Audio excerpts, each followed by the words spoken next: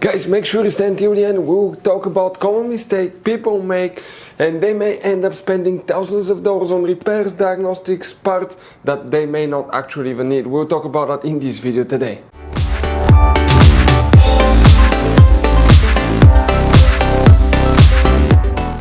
Hey guys, welcome back to Auto Repair Guys. Super quick and very helpful video for any of you trying to find fuses relays for the NOx sensor, guys, on Mercedes GLC D generation right here. Guys, please do not waste any money on parts, tools, diagnostics until you watch that video. It could be quite simple fix. We'll talk about that. And after that, if you need to buy any replacement parts and tools, we will, guys, share the information in the description of the video below. Check it out and you can see where we get most of our tools and supplies from as well. So let's start on it now.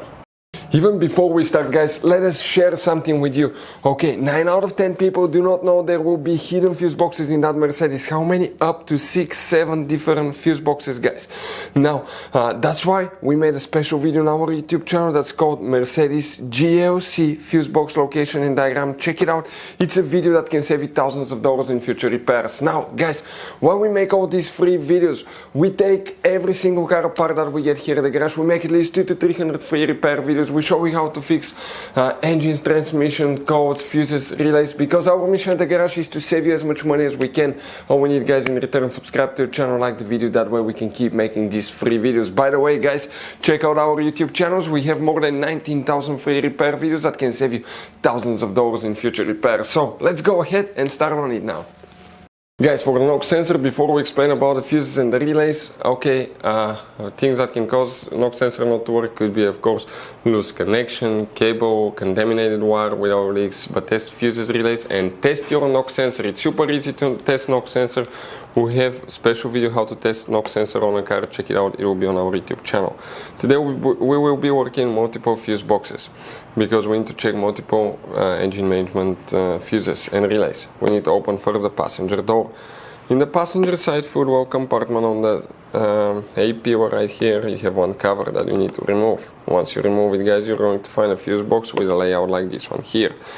Before we, guys, continue, let's explain quickly why it's always a good idea to test fuses and relays. So, guys, let us tell you something really quick, guys. People make one common mistake. They never test fuses, relays. They look at them and they assume they're good. At that point, they think they have a good fuse or relay and they start replacing modules, computers, parts that can cost you thousands of dollars in repairs, guys. Always test your fuses. You have no idea how many cars we fixed for customers that said, oh, I checked the fuse, everything's fine, but I still have a problem.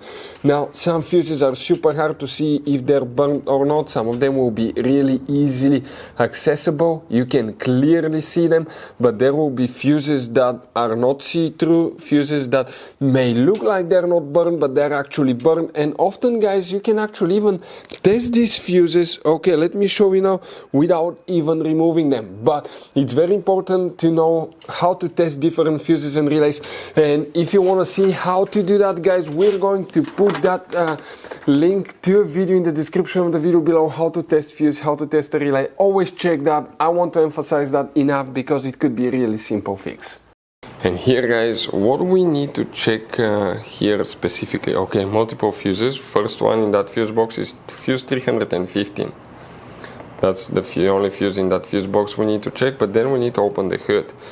Under the hood on the driver's side, you see on the right side facing the engine, that's the driver's side, remove that cover, and underneath you're going to find the engine management fuse box with a layout like that one here.